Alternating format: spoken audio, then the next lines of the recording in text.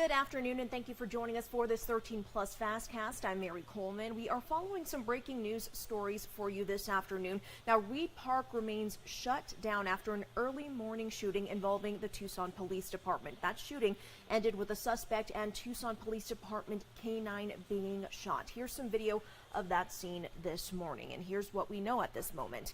Tucson police officers responded to Reed Park at about 8:30 last night after receiving reports of a man in distress. Police say that man was armed with a firearm.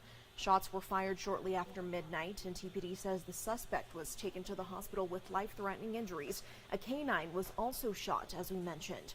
That police K-9 was taken to Valley Hospital, where police say its condition has stabilized. TPD did not give a timetable for the park to reopen, but of course, we will keep you updated as soon as we learn more.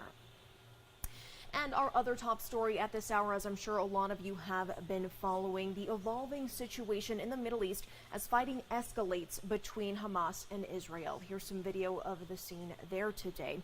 Now, at least 9 Americans are among the dead. That was at last check. The combined death toll between both sides now exceeds 1,600.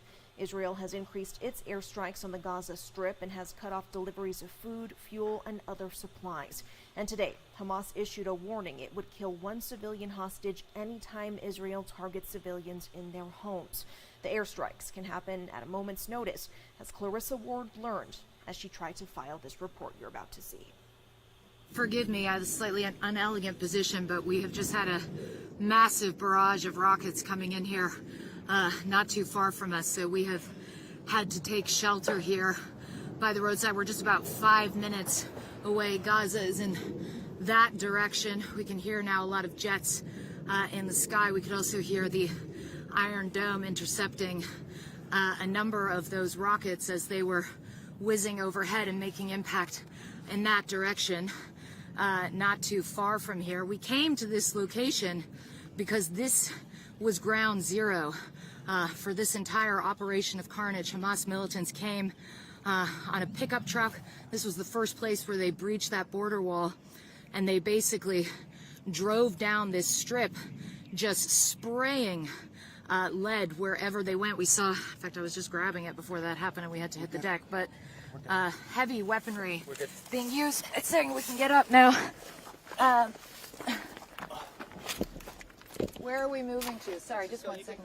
Okay. Let's come up and go this way, and then. All right, so now I can show you the scene here. This is where those militants first came, opening up fire on all these vehicles. There's a baby carriage down there, turned over on its side. You can see over there, Clayton, if you just show in the distance there, some kind of strikes, looks like in Gaza as well. Return fire. Or is that the smoke from the rocket launches? Forgive me.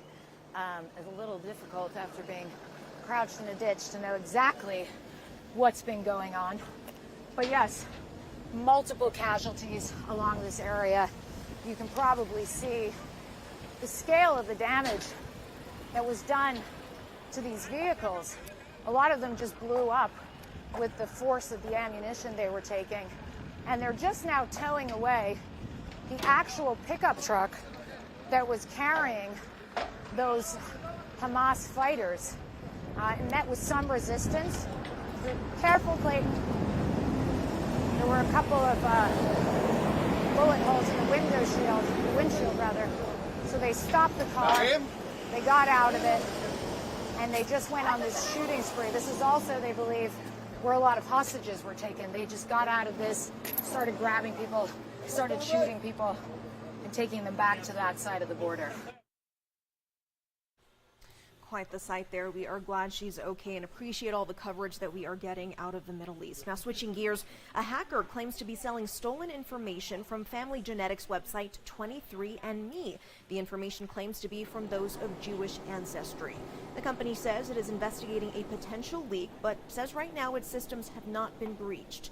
23andMe says the hacker appears to have gathered passwords and usernames from other hacked websites and tried to use them on their system. The company encourages its customers to change passwords and start using two-factor authorization. And some sad news this afternoon out of the celebrity chef world. Chef Michael Chiarello passed away at the age of 61. A statement from his company said the celebrity chef died while being treated for an allergic reaction. The statement, however, did not say what caused that allergic reaction. He was known for hosting the Food Network show Easy Entertaining with Michael Chiarello for 10 seasons starting in 2003. He also appeared on other cooking series such as Top Chef and Iron Chef America. His family released a statement saying his legacy will forever live on in the love he poured into every dish and the passion he instilled in all of us to savor life's flavors. And turning to some of your health news now, older Americans continue to make up the majority of COVID hospitalizations. At least that's the latest information that we have received. Now, a report by the Centers for Disease Control and Prevention showed Americans 65 and older made up 63% of hospitalizations. The same group also made up 61% of all intensive care admissions from the virus and 88% of in-hospital deaths. But here's the other side of that story. Nearly all of those older Americans also had at least one underlying health condition. Nearly 3 in 4 were also not up to date on their COVID vaccinations. And sticking with some of your health news, a new report suggests not all Americans have an equal risk of developing Alzheimer's disease. The Alzheimer's Association found Hispanics are 1.5 times more likely to develop the disease. Experts say it's important to know and recognize the early signs of Alzheimer's, such as memory lapses and diminishing thinking skills. Doctors say some things you can do to lower your personal risk are to exercise and control diabetes and cholesterol. And switching gears now, it is Monday, so we want to bring in Allie Potter for a check of your weather for the week. Allie, this weekend was a little bit of up and down. Yeah. You know, I thought it was going to be a little cooler personally, Right. but still enjoyable. Yeah, we had some breezy conditions at times. I know some of my Halloween decorations fell Oh, over, no. but it made it a little more spooky. There you So go. you never know what's wandering around. Let's take a look at this, though, Mary. Some moisture or rain, depending on where you are, is happening right now, and pop it up across southern Arizona.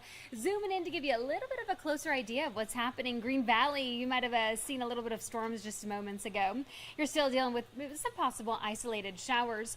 Over on the east side of the state, Benson, parts of Wilcox, even Tombstone, you might be seeing a little bit of sprinkles there. Unfortunately, of course, Metro Tucson remaining on the dry side. Some clouds that we are picking up at the moment. 92 degrees in Tucson, 86 if you're in Safford, 94 in Marana, 84 for Benson, 74 for our friends down in Bisbee.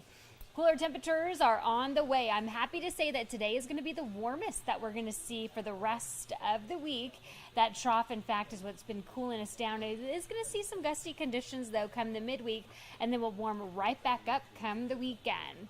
Starting on Wednesday, 24-mile-per-hour wind speeds, jumping up a tad on Thursday to 27, and then dipping down to the teens and low teens by the weekend. By the way, we have this fire weather watch that will go into effect on Wednesday.